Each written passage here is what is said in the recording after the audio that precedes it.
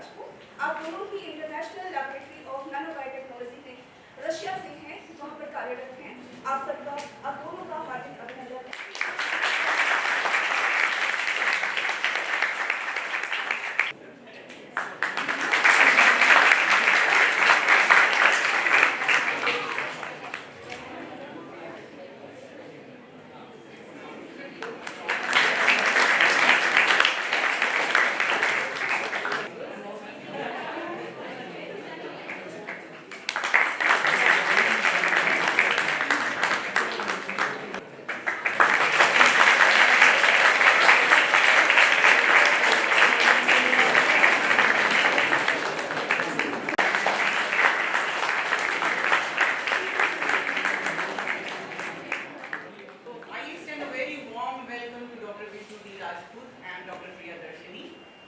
They had very short time, but I insisted that they must come to the college, visit the college, and give you an opportunity of interaction.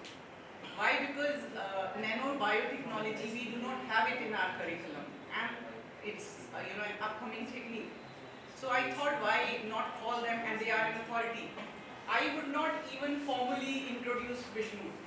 For me, Vishnu, it's okay if I call him like that. Of course, yeah. So, from a very humble background, from a very small village in Uttar Pradesh, and Kannauj, is it Kannauj? Yes, Kannauj. Now he is heading an international nanobiotechnology laboratory in Russia. 396 publications to his credit.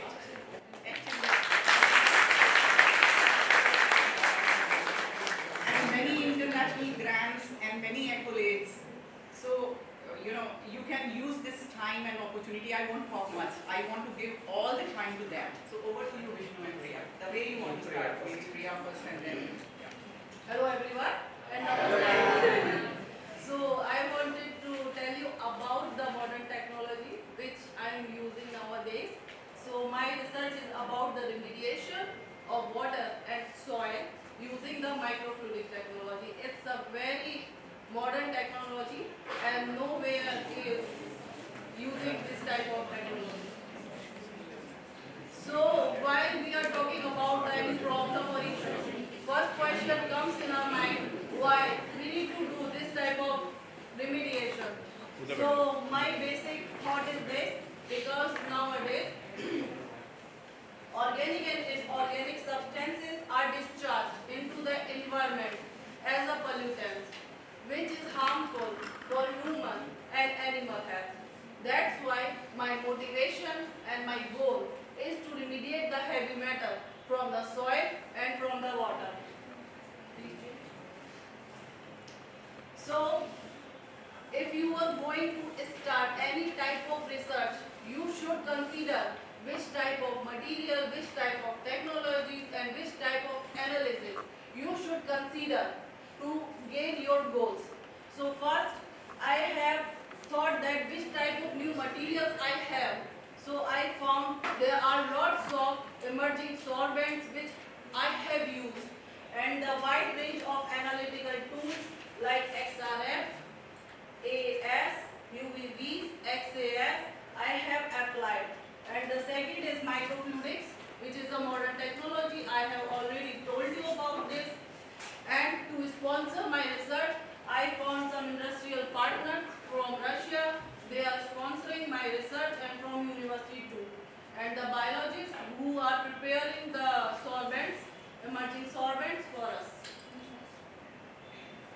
So what's new over here? This is a microfluidic shape. Here you can see it's very small like this, and the diameter is just a 2 mm and 3 mm. So in the middle, we were using the solvents, and both of the ends were closed by the quartz mold. So there was the inlet for wastewater. From the second part, we were collecting the filtered water. There are lots of solvents, like they are made from, like if we are talking about the biochars, they are made from the sunflower seeds, sunflower husk, rice husk, and grapevine biochar. There are a lot. And commercial biochar is also available in the market, and it is the MOF. If you have heard about this, this is the metal organic framework, which is also synthesized by me. and I have synthesized to absorb the heavy metals. So I have tried one by one each solvent for the remediation, but I wanted to see because each biochar is not absorbing each type of heavy metals like zinc, arsenic, lead, copper, there are many more. So what I have done, I made the small type of combination. But while we are using the 3, 4, 5 solvent, so we need a combination. So it's not easy to make a combination. So I have created a program. You can see there is a IHS scheme through where I have created a unique combination. So here you can see there are the two type of axis. Is the weight percentage of carbon, is the weight percentage of zeolite white. If you will take the value from here, so you can find out the third combination if you minus from the 100.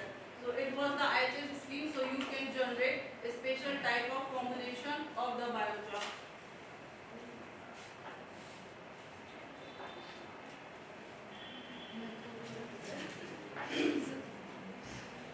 So to prove my concept that we can use the microfluidic technology and biochar, I have first set up this one.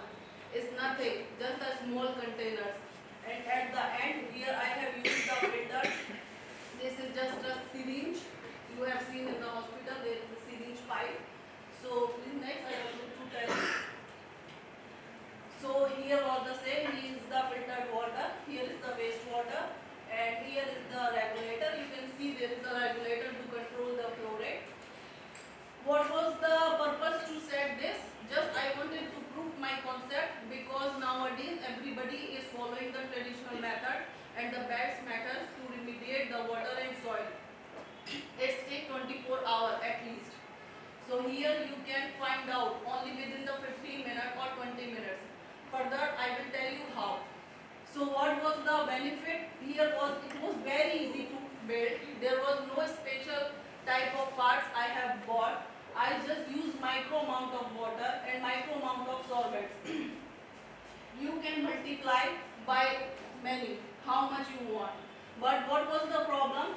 Because the regulation, it was not easy because it manually. So I wanted to program this because my background is from engineering. So I have used my engineering how I can do. So please. This is the microfluidic setup.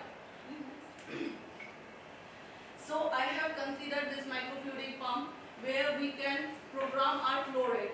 It's not by we have to do manually how many drops I need to flow. So I have set up here program and it was doing everything for me by a program. I have performed this research online mode and offline mode also. And here I have considered many more solvents to check. So it was set up like this just to understand what was the block diagram. So I found from this thing that my research was in the right direction and I found many more results which were beneficial for the industries and my university too. So we have published paper on this research, but there was little more problem I have faced. What? Because this microfluidic setup is very expensive. While I was using the wastewater, it was not easy to clean every time because there was the organic pollution also. So to continue my research, not to stop, I have switched to the drip check. You have seen the syringe pump. So I have considered the syringe pump, but to standardize my research, I have considered the Simansu UVB. It's an ultraviolet spectroscopy and the ocean. Simansu is little bit more unique, but ocean is small, like this type. So you can use it everywhere where you want. So I have got the results from the both techniques and I set up a standardized results. How we have to work. And you can see from the series I have switched to the 3D printed chip. It was printed by our university. So after get the lots of results, is need to find out which type of heavy metal the solvent was absorbed. in the microfilter. So I found that there are lots of, but I am showing just one example. I have used zeolite oil in my filter and there is an activated carbon. You can see as the zeolite ratio is increasing, the absorption of lead is very bad. It's not absorbing anything from the water. Or as we are using the more activated carbon, absorption is good. So we have to set, or we have to make a special proportion that which is useful, which will be absorb more lead or more zinc or copper from your wastewater. It is the one of picture from the spatial distribution of the used solvent, which I have already used. I have tried that and I have performed the XRF of that. You can find there is the glowing area. This is the heavy metals. But in the center is no. Why? Because there was the flow very quickly and is going easily. But due to at the edges there was a more friction, and due to the friction the water is more accumulating with the solvent and there is a more absorption. So we have to remediate also this. So there should be the all over the accumulation of heavy metals. So it was also one problem. I am telling, while we are doing research, we are getting the problems also. We are having some limitations also. So you have to rectify them. And how you can do, I am telling you, how I have used a small setup, just only the $1. Then how I am going to rectify this, I have switched to the modern technology, microfluidic system, so it's basic. So when you wanted to do any research, it's no problem. It's not necessary you need a well-equipped laboratory. If you have the thought, if you have a plan, you can start at a very small basic plan. Just to prove your concept. Yes, I have a special plan or special research. If you got, you are getting the good results, you can multiply, you can rectify. This is the synchrotron center photo, and this synchrotron center is only, I think so, only at 7 places in the whole world. In India, it's also in MP. It's again in Indus Synchrotron Center, but it's from Moscow, Russia. I have there been for 7 to 10 days for my training how to use the synchrotron techniques in my research. So it's very precise technology. It's very, very precise. Then I found in the industrial water there was lead is present.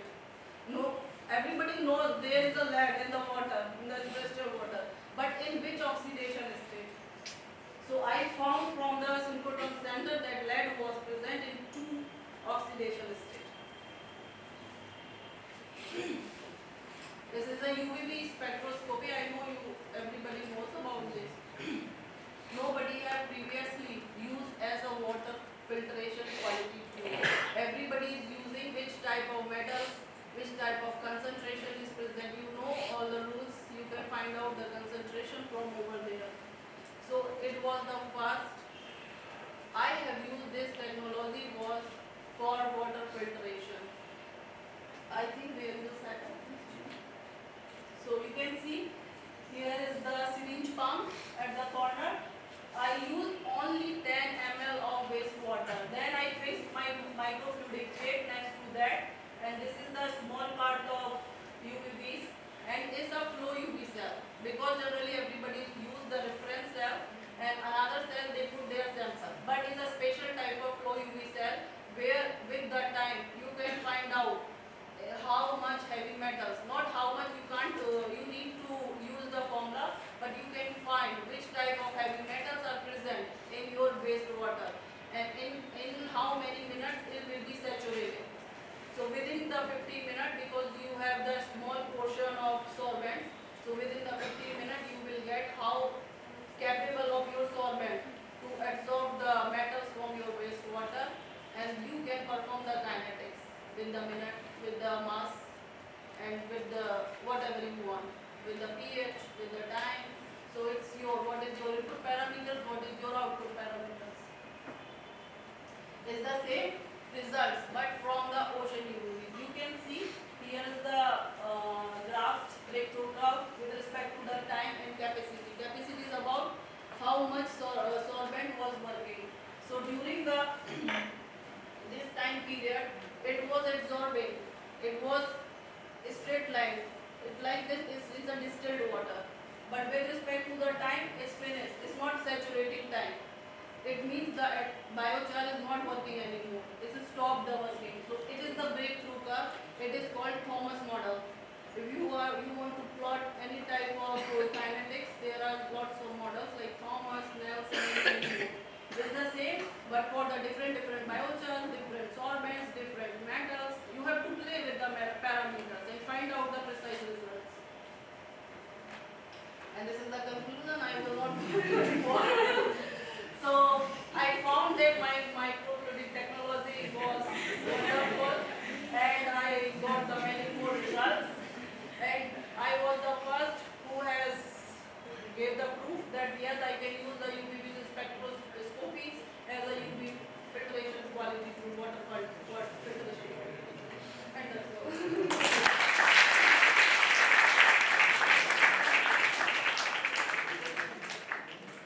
So, as Professor said, that my name is Vishnu Rajput, so I will go to talk about basically three things. First of all, I will tell why nanotechnology and why we need to change our conventional agricultural practices.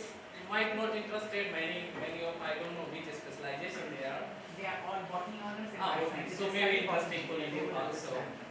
And then second, I will tell you some of our recent research, and third, I will tell something about our university, also something about my own efforts to reach up to that level. So this all we are going to tell. So in this slide, first of all, I will tell why nanotechnology. Because if we reduce the size of any material, any metal, organic, inorganic, any material up to or between 1 to 100 nanometer, the material behave differently. They have different reactivity, they have different physiochemical property. So this is not new concept, because our science mostly inspired from nature. Yeah? Because you see when some stone falling down from the mountain and coming down, between this lots of nanomaterials are generated. Small particles, maybe more smaller. So but different properties with a different size. So in year 2000, I mean like 25 years ago, the synthesis of nanomaterial started. No matter which specialized scientist, not only chemist, not only physics, all scientists, even agriculture scientists, all started to synthesize nanomaterial with the different routes. Some of them started with biogenic, some of them started using this chemical, and they started with different properties. So from 2000 to 2010, this was the era of nanomaterial synthesis with various routes, various source material. And year 2012, first paper was published that indicated that these materials might be dangerous for environment. And 2015, I started working on nanomaterial, especially how it can be dangerous for human health, how it can be dangerous for soil, microbiota, and how it can be dangerous for plants also. So lots of work we did last 7-8 years on this aspect. Not only finding toxicity, but we also try to synthesize smart delivery nanomaterial. So those nanomaterial who can only express where the plant needs. So why we need this technology? Because we are going to be 8 billion, I mean, very quickly. And our Indian agriculture in year 1960 to 70, this was era of green revolution for Indian agriculture. Because before we have problem to feed our population, so we are importing cereals from America or many other countries. The quality was poor, but still we are accepting that and we are eating that. So our scientists concerned and they developed several chemicals, chemical fertilizers and different varieties. So year 2016-17 we adopted new varieties and fertilizers. But after that it still continued. We are using huge amount of fertilizers every day to the field. And we are eating that. Even our produce, our cereals, wheat and rice, when we are going to export, there is another sentence. They said you have high content of toxic elements like heavy metals. So mostly our export stopped because of our all these cereals or grains, they have high content, either arsenic or cadmium, nickel, as we had told. It's not only related to water, but it also accumulates in plant. So, but at present we have sufficient food production. We are reached like 200 million metric ton, and our population, I mean, we have completely enough material, but our soil are completely damaged. Now you put only chemical, only artificial or chemical fertilizers, then you will receive produce. But last few years, our Prime Minister and other chief ministers of several provinces emphasize, not only emphasize, but they are forcing to go for organic. Because what we are eating, we are dying, but we don't know. Either it is from cereals or it is from climate or what is the main reason. But the content which we are eating is polluted definitely. So we are shifting from chemical to organic. And in this case, not only nanomaterial, but another technology which I am going to discuss is playing crucial role. Because the main thing is soil. So soil we need to enrich, not by chemical. We need to give time to soil to restore themselves. So first of all, the nanotechnology and nanomaterials are available in the market, like more than 10,000 products. It's not only all in agriculture, but also in cosmetics and medicals, and this directly, indirectly going to the agriculture, going to the soil, and soil becoming a sink. So the small or minute application of nanomaterial is increasing in soil system because it's not biodegradable. Many essential or elemental or heavy metal based nanomaterials are absolutely not biodegradable. So as I tell that soil stress, this is neutral. Like inside soil, we have some nutrients. We have elements, but that is not accessible for plants because of soil stress. Because soil do not have now microbiota. Even it's because of chemical fertilizer applications is almost damaged. So here nanotechnology also play a crucial role. We already proven it. And soil not only facing this, but also like drought stress, salinity stress, coping up metal stress. Metal stress something which is new, which human or anthropogenic activities, because of our activities, industrial releases, a lot of heavy metals or other things they are going or we are releasing to the environment and it's going to the soil. And also, so this is new challenge which human created for our sustainable food production. And salinity, if we are talking about Haryana, Haryana have very big area that was saline. But before going China and Russia, I was working Central Soil Salinity Research Institute. There they have reclaimed this soil. Now they are growing crops. So somehow in India we have not very big area of salinity, but drought still have problem. Even sometimes we developing drought tolerant varieties, but there are another climatic factors they are affecting food production. So my basic work related with this area, how we can activate soil microbiota for helping plants grow well. So here like restoration of soil. like bioremediation and phytoremediation. We know this. Last 30 years, scientists are using this technology. Bioremediation, here we are using microbes, and phytoremediation, we know some plants they can absorb. When we grow some plants in polluted area, they have capability, they can absorb toxic elements in their body, in their tissues. But these technologies, even last 30 years we are working on that, is still not efficient, still not stable. So here we try to use some materials like emerging solvent. Emerging solvent is a biochar. Biochar is something which is like now magic in science because it's solving many problems. First of all, we synthesize biochar from agricultural waste. Like in Punjab, you see they every year they burn rice straw, so it creates pollution also. But if you burn this material up to high temperature, we develop this technology. I mean, what temperature, what time is needed for producing efficient biochar. In our laboratory, we developed and we published it in Nature scientific report.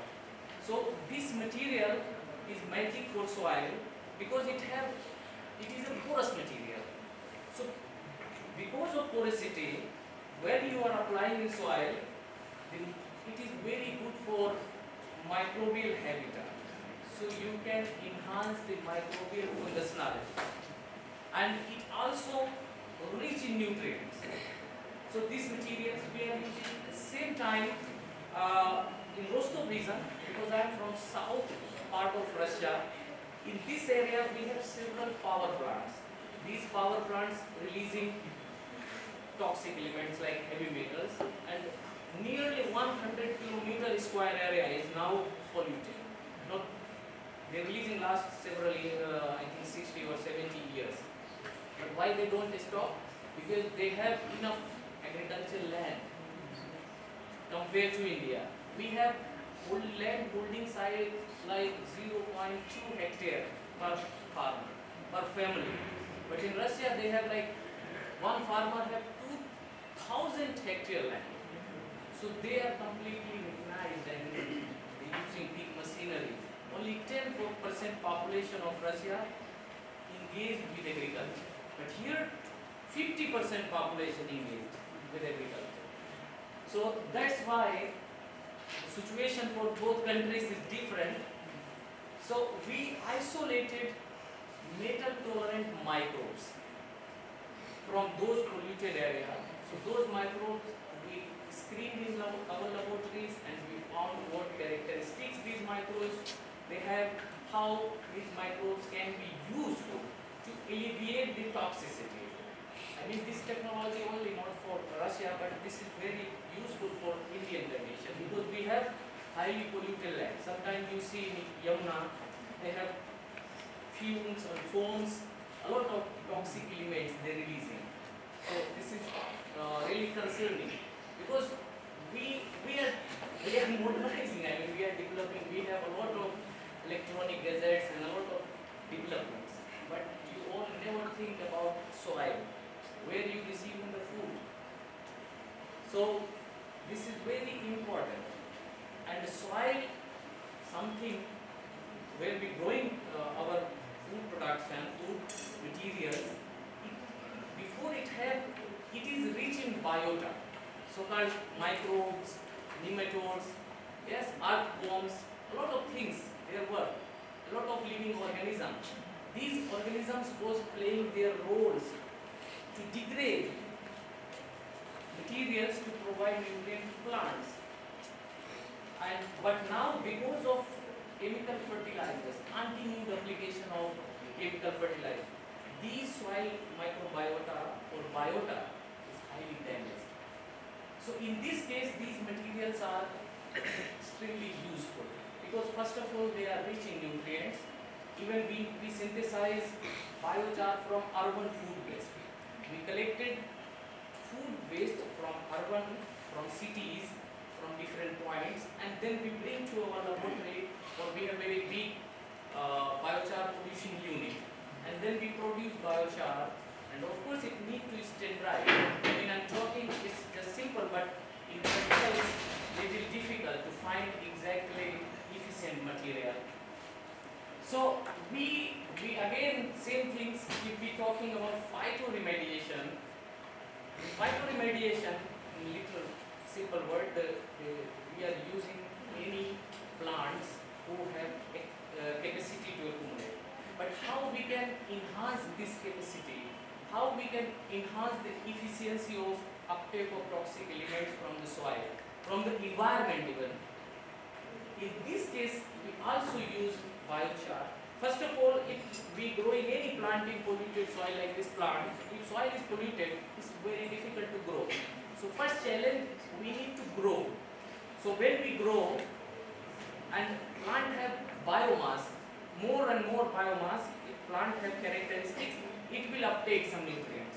So this is the basic concept, but how we can enhance, how we can increase. So in this case, these materials are helping because soil have very limited microbes or not even functionality is less. So we are putting artificial microorganisms and for better habitat using biochar also. So this all helping to reduce the soil stress. So again I'm coming about nanomaterial. So year 2015 we started working on nanomaterial. It was only one paper who talked about environmental concern. So proving this, we also conducted experiment in different systems like hydroponic system. Hydroponic where we use water and grow plant. So here parameters are very controlled. So you can quickly understand how your material or whatever you want to test, how it behaves. So different parameters, different indexes related with plants and related with water we conducted. And also we did in soil system, in model experiment where everything is controlled. And then we go for field condition also. So the target was to, we use several levels of nanomaterial, try to prove which concentration will be better for growth and which concentration will be dangerous for plant tissues. But one main target was, if we know how material behave from root to top, how it move. If you use foliar, then how it go from leaf to root. What is the mechanism? So main target was not only to understand the toxicity and not only understand which concentration of particular nanomaterial to help for plant growth, but it was like understand the mechanism. I completely follow the concept of medicine, like when we are using medicine and we have pain in lab, so it works only particular place.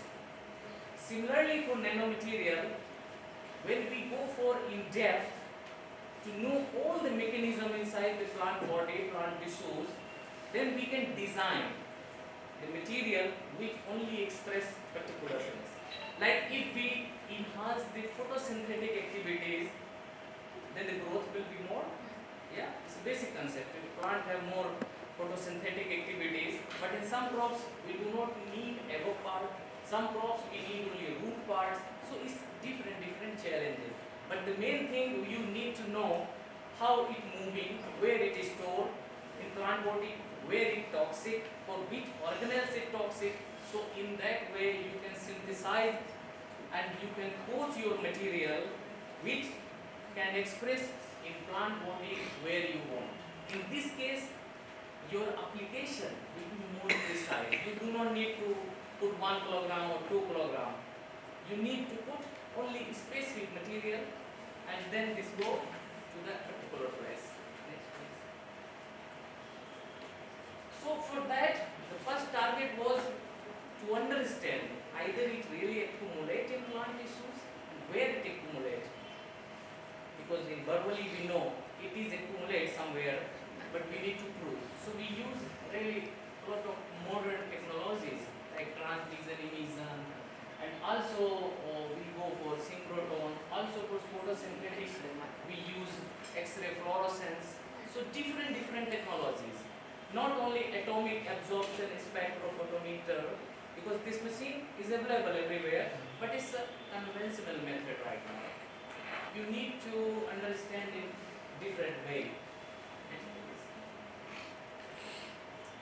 Also, plant, when you are going to study plants, for several indexes you need to understand.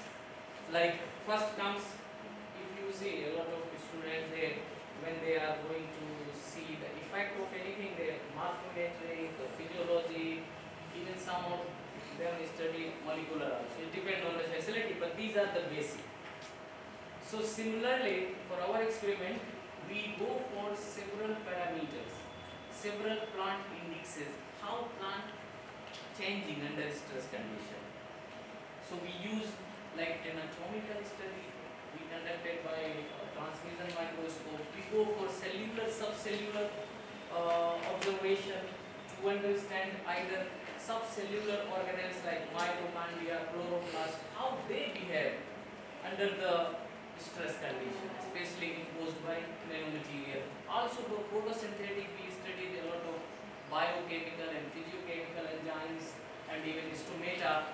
And for root, like first you see scanned microscope we photograph. So this is control. Control means where there is no any toxic elements in normal condition. So plant root have root hairs. Root hairs are something which helping for, to plant to uptake, yes, nutrient. But another case, root hair completely disappear. So you can understand like now plant is under stress and it cannot absorb. So this is something related with your text. We developed this instrument also, like here in this case. This is our own lab-made instrument. By that we can quickly understand the state of plant. It's called video registration method. So 5-minute video you put here, and then based on the fluorescence you can understand how plant facing stresses. And same, this is another instrument, pan, and by that we can do the same. But video registration giving you more clear results. This is like under the pollution imposed by nanomaterial, the vascular bundles, the number of vascular bundles decreased, the size of vascular bundle increased. This is not something which is very new, because under stress condition, either the salinity stress or the drought stress or any kind of stress, plant need to adopt. So the plant change themselves, they modify with the different parameters, and they try to cope up their stress. But this, in our case, we wanted to exactly understand how nanomaterial behaving and interacting with the plant cellular or subcellular organelles. Next please. So we go more detailed. If we see here like chloroplast, we try to understand even each and every subcellular organelles to find out where is nanomaterial and where it impacting more and where it need to be expressed. This I already told a lot of biochemicals and physiochemicals enzymes. We behave similarly like any stress condition. Next please. So this is our new, and last 3 years I am continuing this study, because when we are applying nanomaterial in agriculture, agriculture is a big area. It's not directly connected with you because you are living in city, but it's indirectly definitely connected with you. Because if these nanomaterials go inside the soil, it quickly aggregate. It has chance to interrupt, because soil also have like microorganisms, another elements inside the soil. But because of this tiny material, because of small materials, it can formulate new toxic elements. Because in soil there are biogeochemical processes. And during this process, these nanomaterials passing in different phases. I mean, there are chances. There is. So we try to understand like 1 year how the nanomaterial behave inside the soil. The second year, what is the behavior, the toxicity increasing or reducing, or the aggregate, they are forming I mean big size of particles. So we are going for several years. This is not concentrated only in my laboratory. 2 years ago, India launched nano fertilizers, nano genes. But because they do not have long-term results, I don't know, maybe government wanted to quickly release and give to the farmer. I wrote a lot of small articles about this to criticize, but nobody listened because I am not like such famous. So even two years ago, I wrote a lot of concern associated with nanomaterial, especially when you are releasing to environment, to giving to the farmers. Then what happened this year, do you know? Farmers are now trying who's using nanomaterial. The production is not increasing at all.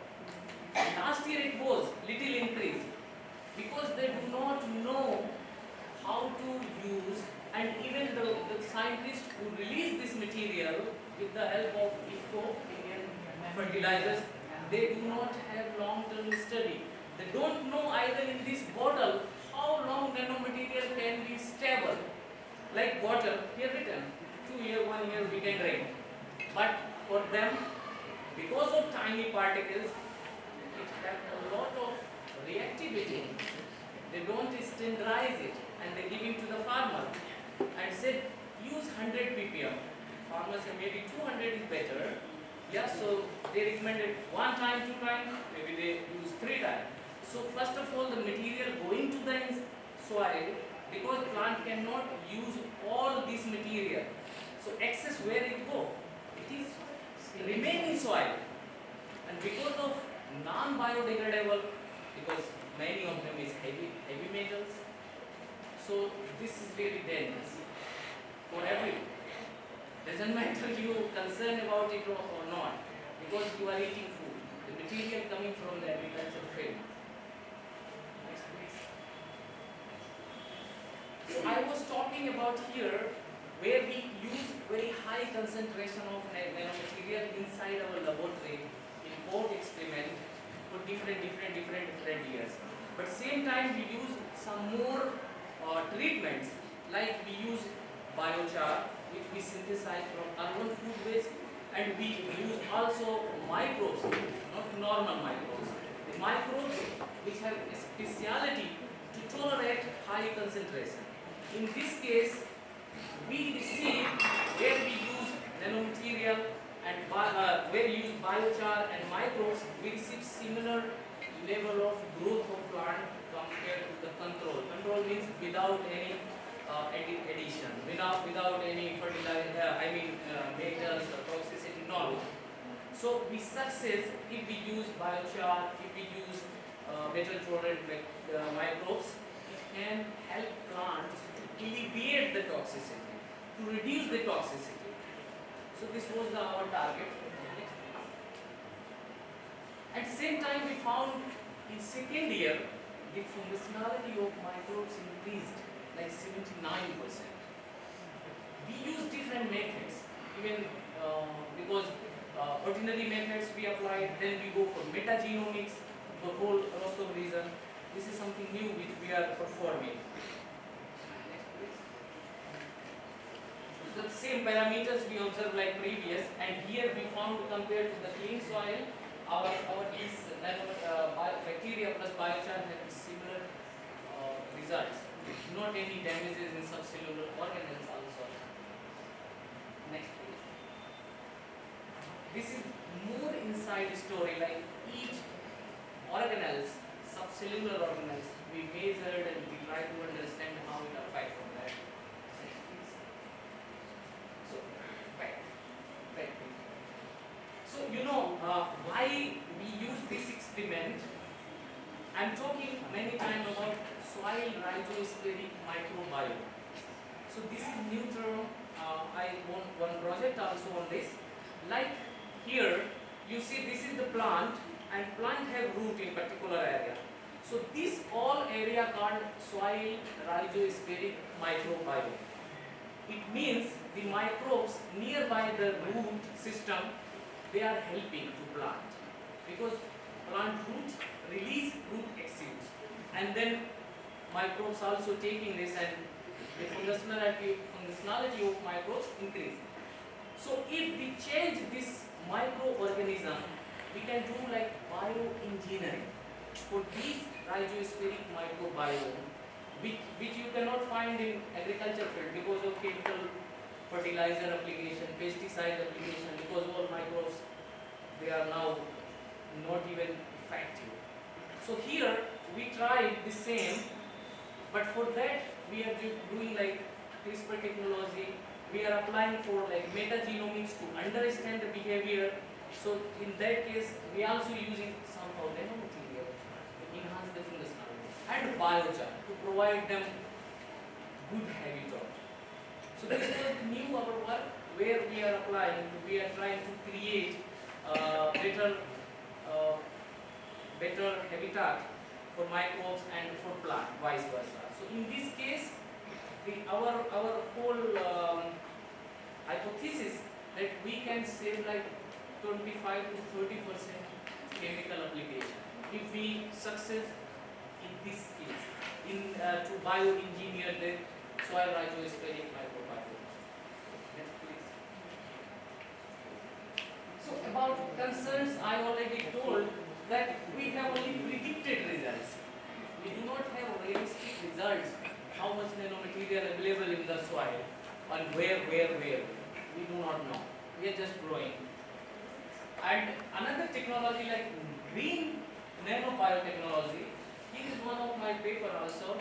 So we using Salmonella bacteria to synthesize nanomaterial. So this nanomaterial is biogenic nanomaterial, green nanomaterial. The fact is that we cannot stop using nanomaterial, not only in agriculture, in each field. In medical is using, widely using, and in cosmetics. So we need to find another route which can help.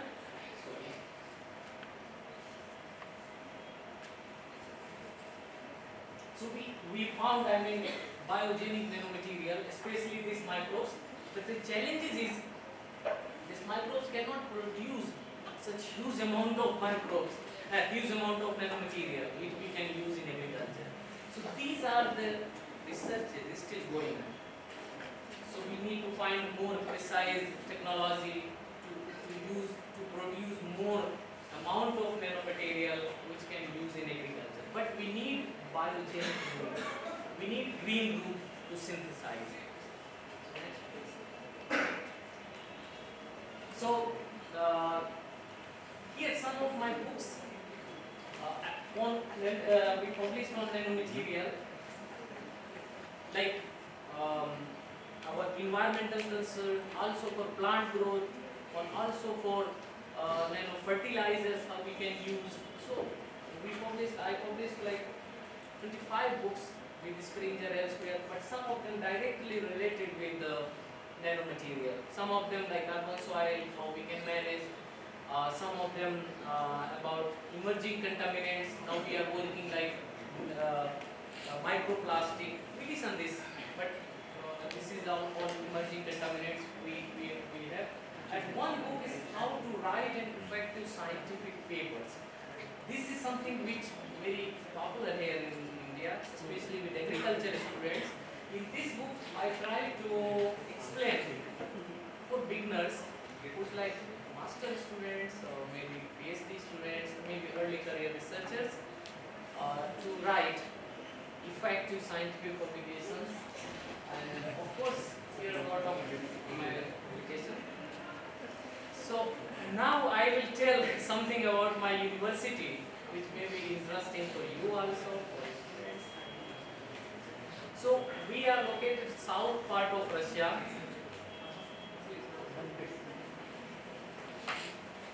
So our university is a federal university, it's a central university, and more than 50,000 students, and even 7,000-8,000 students from outside of Russia. We have, except medical, we have all disciplines. We are not agriculture university. Only our department, we are working on environmental policy.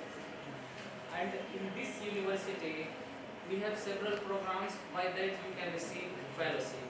The first program, if you apply directly to our university or Russia-study.ru, like our system, we have some common entrance exams. So there Russia also has the same. So in that case, you will receive scholarship and fully waive off for your fees. So in this case, you can go for Russia-study.ru and you can select our university. You will receive 4 more options. But for that, for masters, for PhD, you need recommendation from the laboratory. So you can write to me or write those concerned professors where you want to study.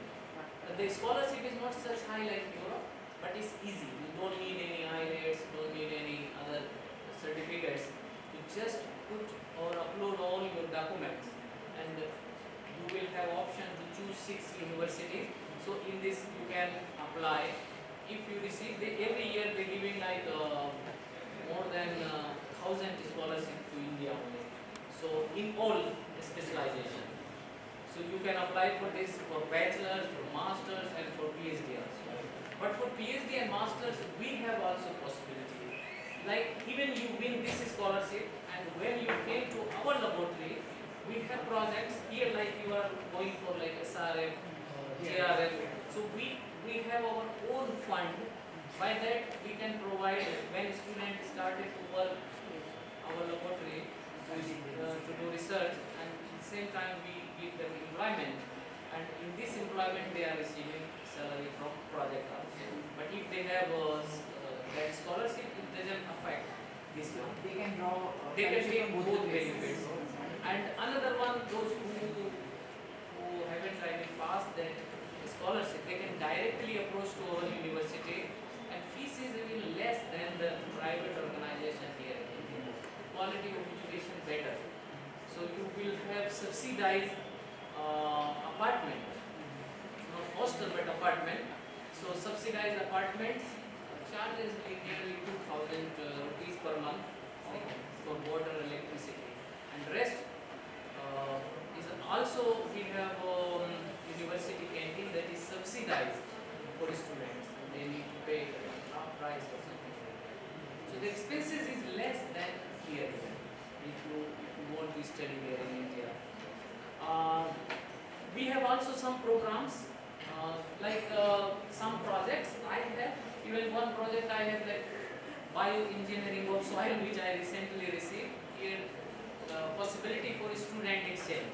If any student want to go to our laboratory for 1 week, 2 weeks, 3 weeks, they can visit the facility, they can see ongoing research. So if we can easily take them. They don't need to pay anything to our university. Only problem, we can only support for few students like airfare also, but not all. So this limitation, if anybody they can support airfare by themselves, so others will be free to stay in our campus, to do research in our laboratories. So this all, and also same we have for visiting professors. So visiting professors, they can come to our department for 1 month minimum or 1 week even, but maximum 3 months. For 3 professors even I can invite, but for other departments they can invite also. So these type of possibilities we have. Also, if anybody wants to write some papers, they can write jointly with us on this aspect. We are not only working on what I said here, because here I am talking only about nanomaterial and nanomaterial processing. We are working on heavy metals, the mediation of heavy metals. We develop a lot of another materials like Priya said, metal organic framework. This is something new which very few laboratories have developed. This material.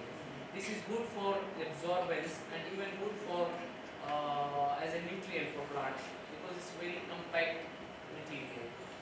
So in this case we are working for organic pollution also.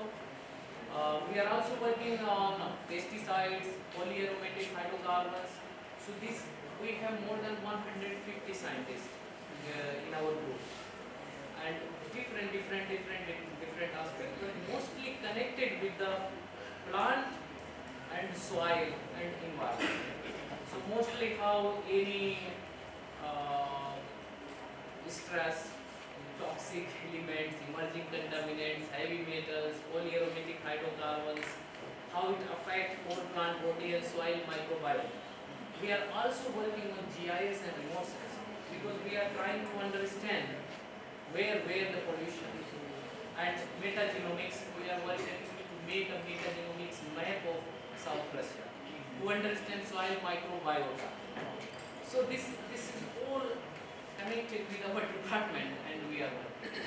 So later anyone who is interested to come and join. And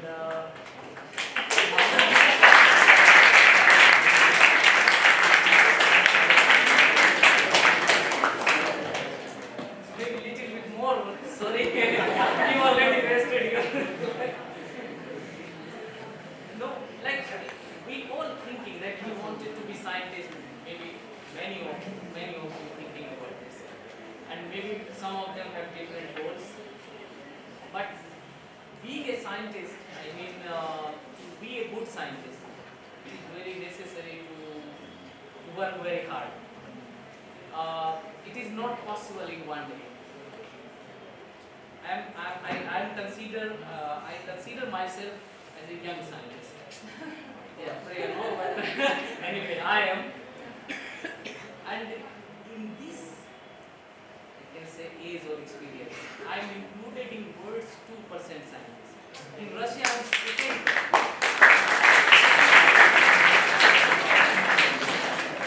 And I repeat, in Russia, I am second top in environmental science. Only my boss is first in environmental. For Russia, I mean, a lot of scientists there.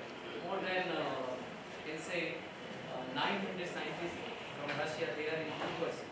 But for Russia also it's less, because if we compare our populations, we have 50% population those working in agriculture, then a lot of other sectors.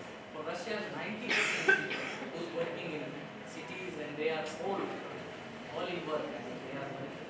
So this is something which I achieved. It's not easy. I cannot say I received everything very quickly. It took really long time. From 2007 to 2015. From 2007 to 2015, I was just struggling period. It was just struggling for this job, but my target was only one, that I wanted to be researcher, and good researcher. I worked in several laboratories here in India. I worked in Indian Institute of Pulses, Kanpur, and then I shifted Center for Plant Biotechnology, Hisar, Haryana, and then I worked also Haryana Agriculture University. After that I worked Chaudhary Devlal University for short period, and then I worked Central Soil Salinity Research Institute, Karnal. But all this, it was just like practice period. It was only dream. Because I was working with this professor or that professor. Some professors, they have different objective. Maybe some people only working for salary, but some people those working for something they want to achieve for themselves, not for their organization. And then I went to China. I received scholarship from different countries. Like Australia, I got to study PhD there, but it was problem like the killing Indians that time. I mean, so I refused to go there. Then finally I went to China. I did my doctorate from Chinese Academy of Science, it's a top institute in China. And after that I joined Russia. Our group was completely, how to say, silent, because in Russia they do not have pressure, they do not have competition like us. They coming and they working for salary, many of them, for fulfillment of their degree or their jobs, nothing else. But for me it was platform, because they have very nice equipment. So I try to explore and I try to boost them also. And that time we were not able to buy even small things for our laboratory. But now we have 35 projects. Each project is like 15 million, 10 million. So in Russia there is possibility also to utilize this project money as a salary, like 30% from any project. Here in India it's not possible, but in Russia yes. So the money and progress both will come if you will work hard. And I study not from big universities, top universities from India. I studied from maybe some of you know Chandrasekhar Azad Agriculture University, Kanpur. So I studied from there. This is not something which is prestigious, too prestigious in India, like IITs and others. But still my situation is very, very good in Russia. We have a lot of TV interviews, we have a lot of technologies related with our own work, with different aspects like biofertilizers, material, environmental concern. So a lot of these things, all possible if your objective or motto is only one. Today you want this side, tomorrow you want that side, so it is like confusing for your life. If you want to be scientist or you want to be professor, you have to follow. No matter 7 years it was like up, down, I don't know where I'm going. But I was thinking maybe someday. So only last 7 years I got good option or good opportunity to prove myself. And 7 years is enough for me to prove, even compared to the many professors of Indian Council of Agriculture, those who working like 40 years. So what they working several years, I completed, I did in 7 years. Because now we have a lot of good possibilities, good options, good tools. Before scientists working, but they don't know more about what other scientists working because of limited information. But now information is available, groups are available, a lot of working hand available. So all possible. It's not magic, but it's need to good leadership in the science also. And like about, I'm talking about bioengineering. This is not such new term, but it needs new technology. And new technology only available last few years, like CRISPR technology, genome editing, metagenomics. These terms are completely new. Before we don't know. So these all given possibility to do something realistic. Because if we succeed and we can solve big problem. So it's not magic, but it's thank you.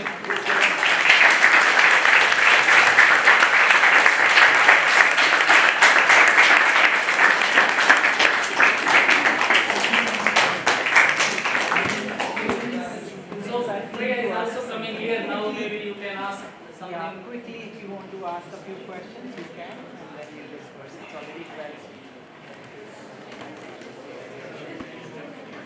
Are there any questions from the students? Are you keen to ask any questions? You are most welcome.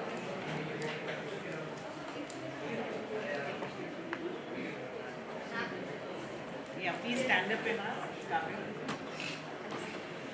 Good afternoon, sir. So, I want to ask that how did you incorporate nanoparticles into some heavy toxicity absorbing microbes like AMF, especially because when we talk about AMF in particular, it's not present in all plants, it is confined to just some. Yeah, because arbuscular mycorrhiza only found in forest plants. Right. Yes, but we have recently one work also because it's fungi. We can because I worked only 3 months on arbuscular mycorrhiza. It was very challenging task for me because that time technology was not available, and I was using microscope and picking spores of this mycorrhiza. But now technology also there are technologies by that we can culture it and we can produce more. The question about your toxicity is some nanomaterials, if I say like copper, dangerous for microbes, dangerous for some fungus also. But same time it's essential for plant. But the main thing, we need to sterilize. We need to find the exact combination. If you are using any microorganism, like we are using mostly bacillus or bacillus species microorganism in our study. So we need to know, like titanium or other nanomaterial, the exact combination. But it's not toxic for all.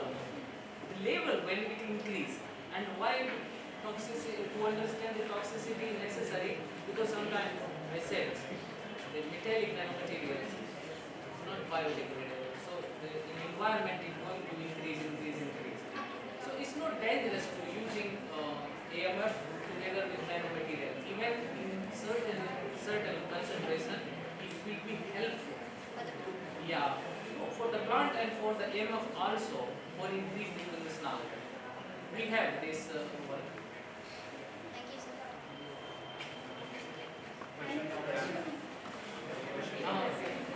Ma'am, you talked about zeolites and the biochars. So, with every kind of organic material that we are using to make the biochars, the properties will change of the biochar. Because suppose if there are more terpenoids and phenols in the organic material we have, so there would be more complex kinds of carbon-based organic compounds that would be formed in the biochar.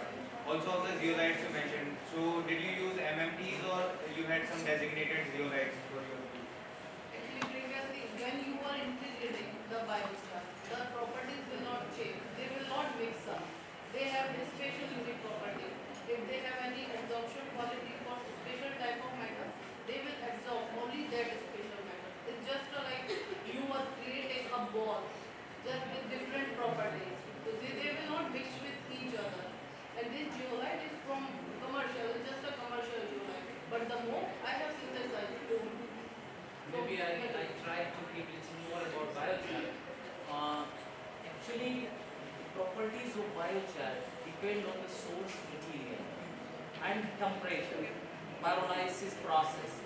We did, I already explained in my presentation, but not because this presentation was not on biochar. So if you preparing biochar from sludge, industrial sludge have high concentration of elements. It depends on which type of industry it is. If it is lead, electroplating industry, there will be high concentration of lead. So if you producing biochar from such material, then definitely the concentration of that particular elements will be very high in biochar. But it not matter that this biochar cannot be used. You need to neutralize, or you need to find the way where it is essential. Because some places we need such type of material, or maybe some soils are deficient particular element like iron or others. So characteristics of biochar, it is very necessary, or it is dependent on the source material. So which you are going to, if your biochar has high concentration of iron or lead, you cannot use this material to remediate the same particular elements. So you have to standardize. You have to find. You have to characterize before to know either it had, like you're talking pesticide, yes. No, Organic, yeah. Yes, sir. Organic materials. Like Yeah. If organic material is there, because it also not burned. So, but it converts sometimes. And then you cannot use this material for same. Like we use grapevine biochar. In this is good for some metals, not all metals also. So some biochar good for this material to absorb, to remediate, and the same for soil also. When we are applying in different conditions, it's different type of biochar. But there are processes. We are, for example, neutralizing elements by washing or by modified biochar, another term. So before using, we go into this process. Anyone else? Yeah, sorry. Good afternoon, ma'am. So, my question is to ma'am. Ma'am, there is a huge proportion of Indian population which depends on tap water for their daily requirement of consumption of water. in case we integrate your approach for removing the heavy metals from the tap water so that they do not integrate into the biological system of human beings, what would you say will be the longevity of the sorbents which are present inside that filter, so that at what time we'll have to replace it, because we also have to see the cost analysis of such projects. So I think so if in tap water there is a metal, they are good for us if they are not accessing the limit. So if they are within the limits, they are good. If I think so in India tap water is not drinkable, so we can apply our this approach.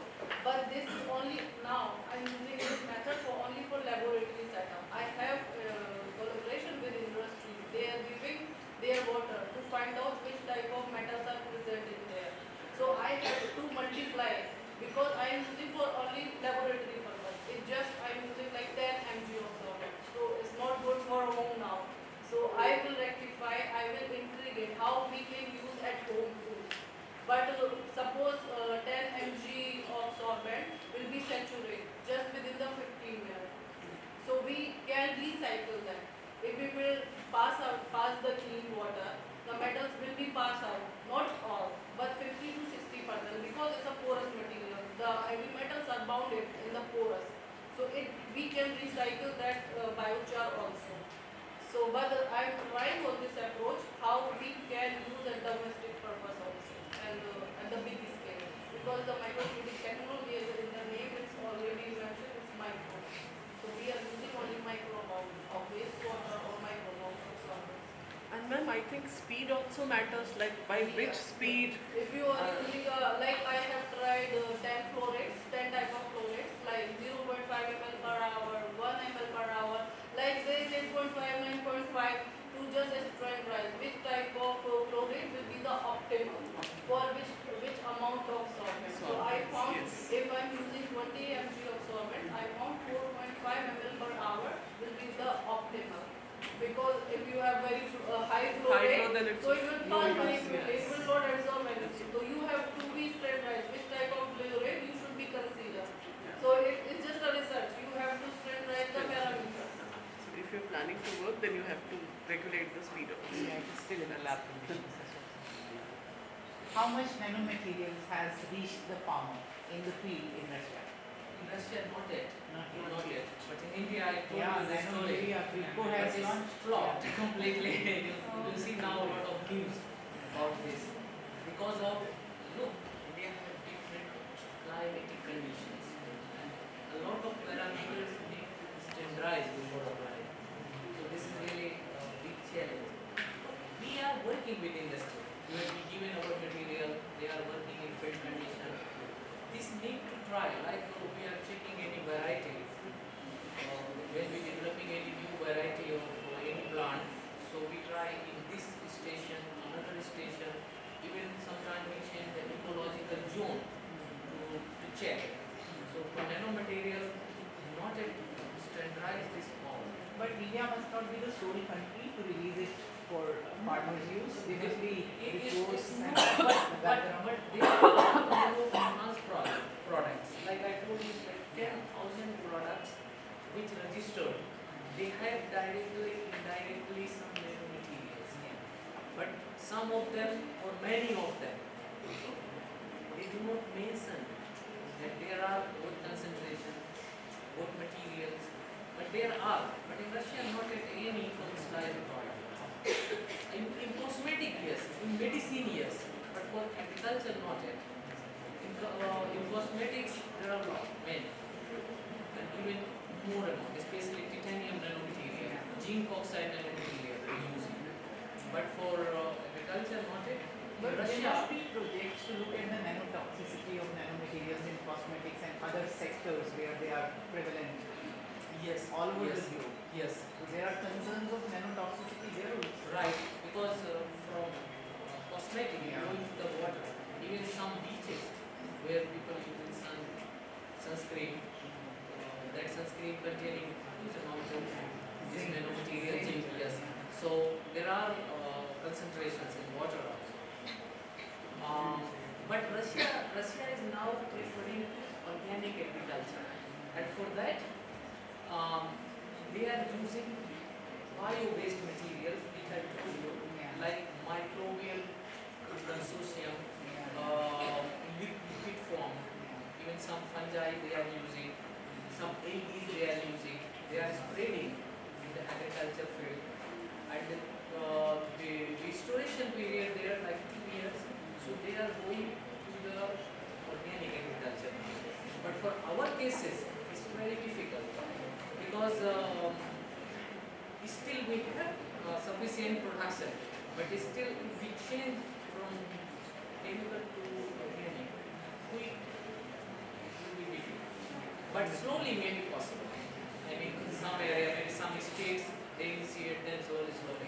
But this type of application of fertilizers cannot be continued for long.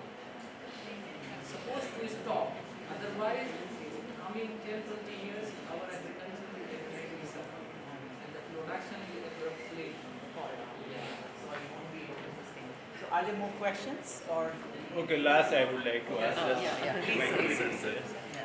Dr. Rajput, considering the applications of these nanoparticles, nowadays nanoparticles are considered to be in the list of the emerging pollutants.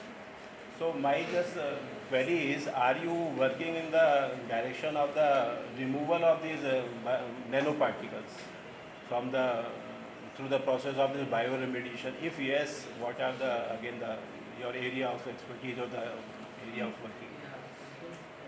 Yes, nanomaterial and nanoplastic, microplastics is all now considering under emerging contaminants. Even we have some research also. But in field condition, still you couldn't find a huge amount of nanomaterial anywhere.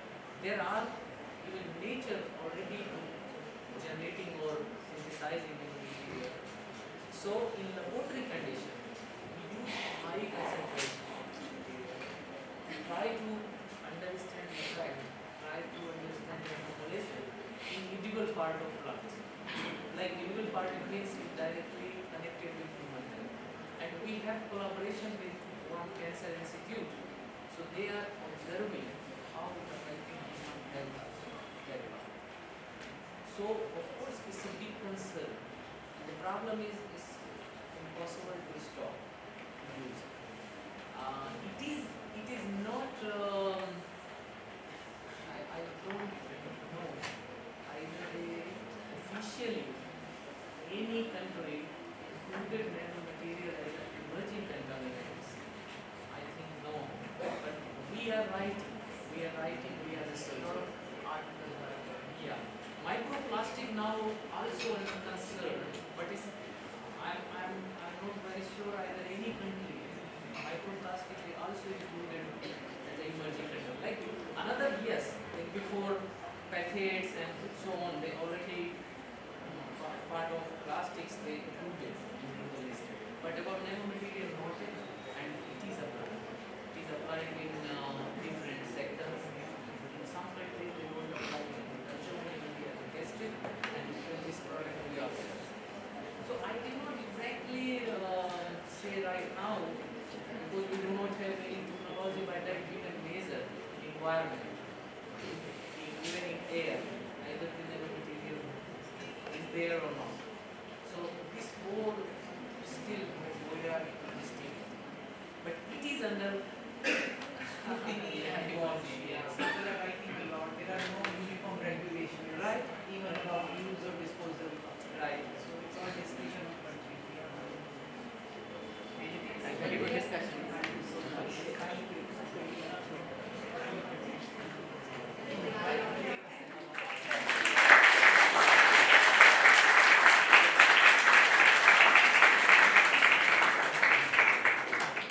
Dr. Nishu Rajput and Roshni Rajput ma'am for this enlightening lecture and interactive session. Now I would like to invite the President of the Botanical Society to propose the formal working title. On behalf of Department of Botany, I would like to express my sincere gratitude to Dr. Nishu Rajput and Dr. Rashmi Rajput for sharing the wisdom and knowledge with the students.